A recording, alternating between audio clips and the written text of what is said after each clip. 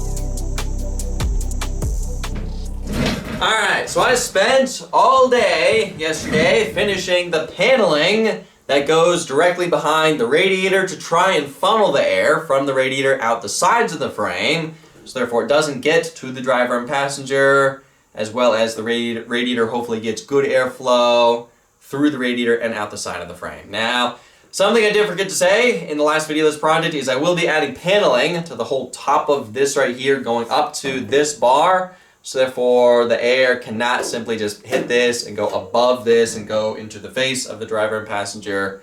Again, it'll hopefully just get funneled out the sides. So yeah, it was a bit challenging trying to get it to fit around the brake master cylinder as well as the steering column, and I still had to be able to remove all this stuff with these installed. That was kind of a challenge, but now that this is finally done, now we can start working on installing the brake lines and coolant lines. And I think first, let's do the brake lines and just get that out of the way.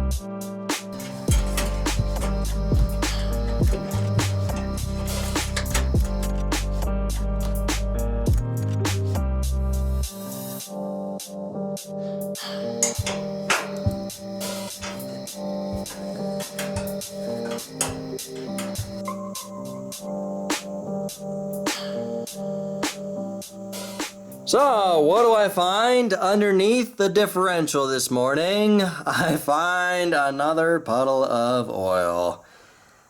That sucks. Yeah, it seems like our fix of adding more gasket maker to this did not work, and eventually it leaked more oil out. So, Honestly, I can't really think of anything to do because I put gasket maker on basically every single surface, every single sealing surface that I can think of, including the inner diameter of the bearings.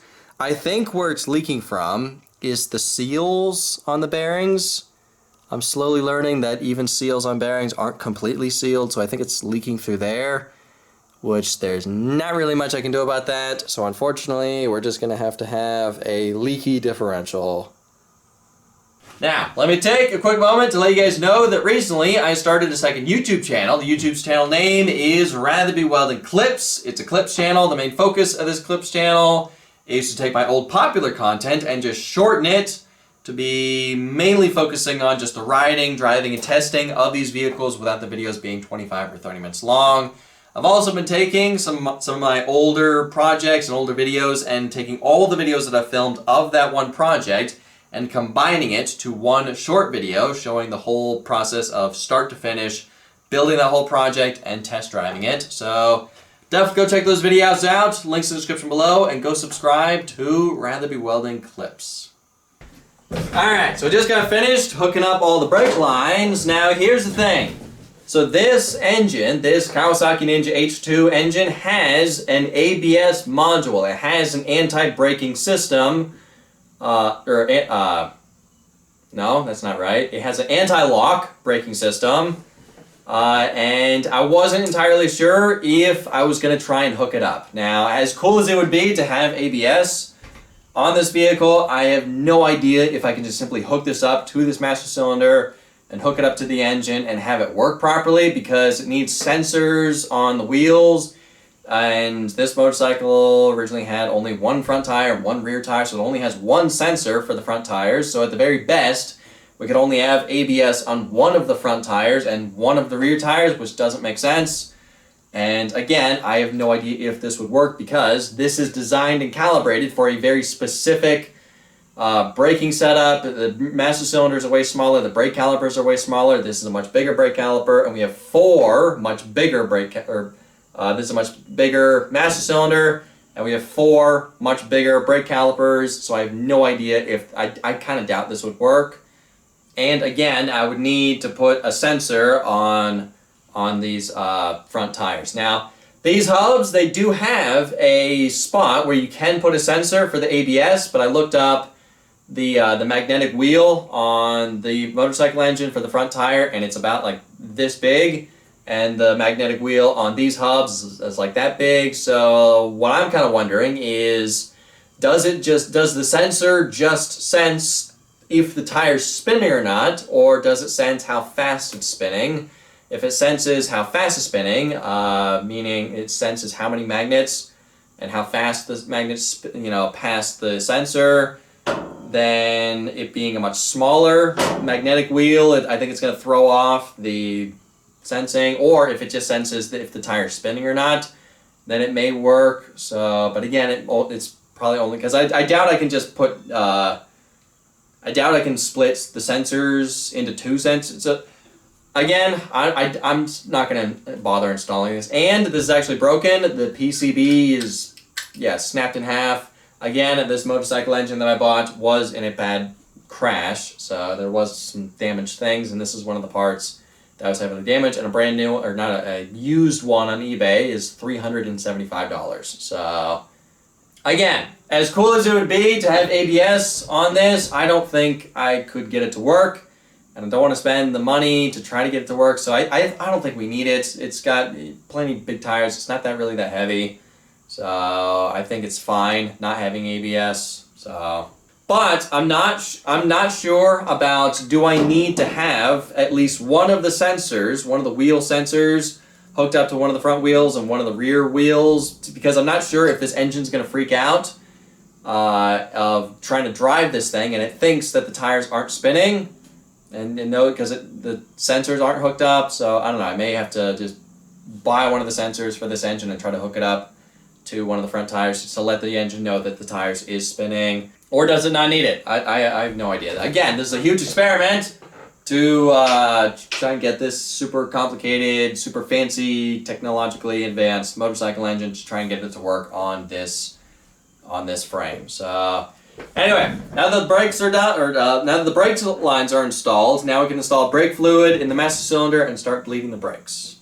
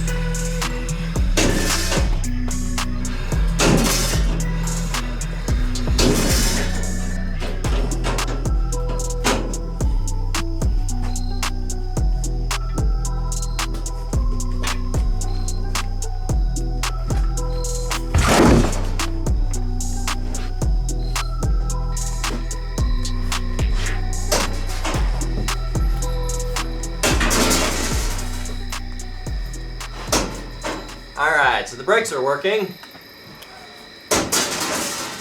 Nice. Alright, next let's hook up the clutch. It shouldn't be that hard, it just needs to run one steel brake line to the clutch, and hopefully it works with this small master cylinder.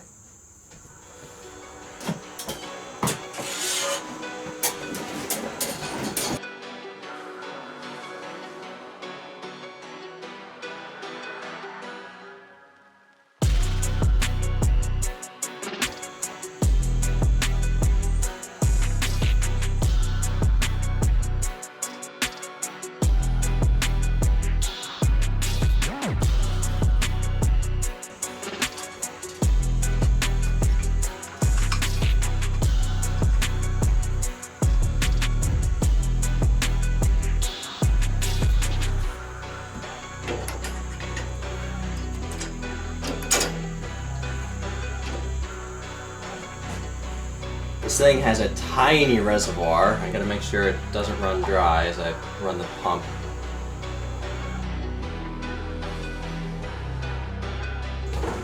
Yeah, this vacuum pump for bleeding brakes and hydraulic stuff is awesome.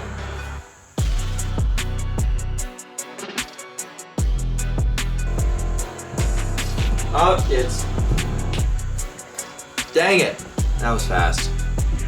Already ran dry. That was fast.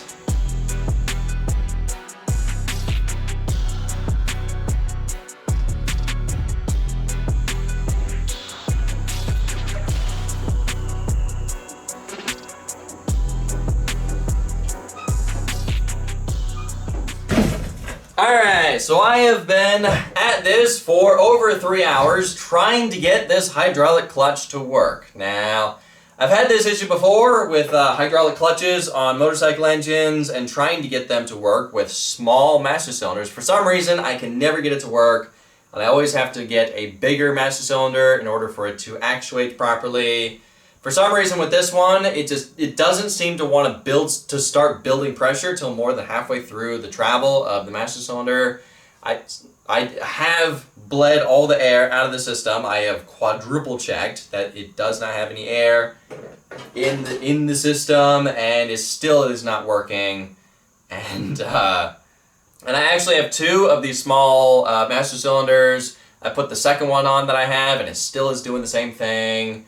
And I even took the other one I have and hooked it up to a normal brake caliper, because for some reason it's not building pressure until more than halfway through its travel. Normally with a master cylinder, when you first hit it, it sprays a little bit of brake fluid out the top, then it starts building pressure. For some reason this one, it's spraying out that. Now it's starting to it builds pressure right here, but you still have, yeah, it sprays out everywhere and makes an absolute mess. So, now, I do have this master cylinder. This one is a little bit bigger. It has 3 ports, and I'm hoping I can get it to work. I will have to hook up 2 of the ports to each other in order to get this to work, and we are going to have to move it further back, which means we're going to have to redo the mounts and everything and just move them further back. But I'm hoping I can get this one to work, because for some reason this one just refuses to work. So yeah, let's get rid of this. Let's clean up all the brake fluid that sprays everywhere. And yeah, let's hook this one up and hopefully we can get it to work with this one. So I don't know if this is normal for a master cylinder. I've never seen this before, because normally with a master cylinder, when you first actuate it, when you first hit the plunger, a little bit of fluid sprays out the top, but then it starts building pressure right about there. But this one, through more than half of the travel, it just sprays fluid out the top and doesn't start building pressure until right there. So yeah, that is obviously not going to work for a hydraulic clutch. We need it to start building pressure right there, not all the way out here.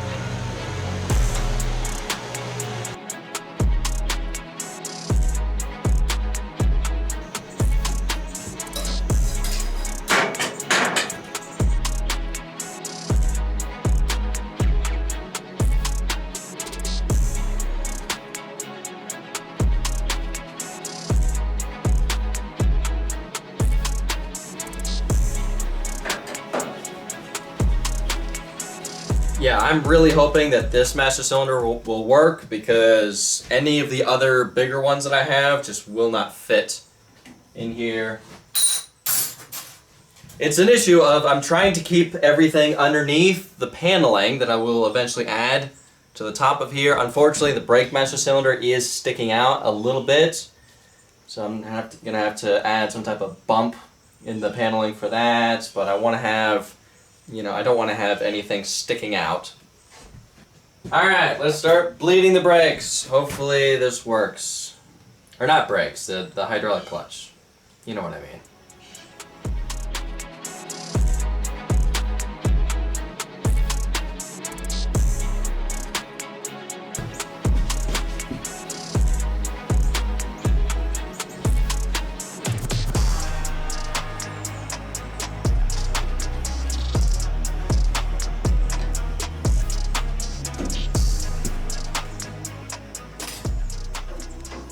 So it is working. It unfortunately is not really that great. There is this much movement in the pedal. I did bleed the system properly. I double checked, triple checked that all the air is out of the system, but still, for some reason, there's this much movement in the clutch pedal before it actually starts building pressure. Then you can feel the clutch disengaging right there and there, and you can actually feel the clutch like bottoming out on something. Right there. It's not the master cylinder bottoming out, I don't think, because this pedal can go all the way back to here. So while it's not that great, I mean, it's definitely not great having this much movement in the pedal before it actually starts disengaging the clutch. For now, it's at least working. We can always try to fine-tune it later on and try to make it a little bit better, but for now it's working, and yeah, I'll take it. Let's move on.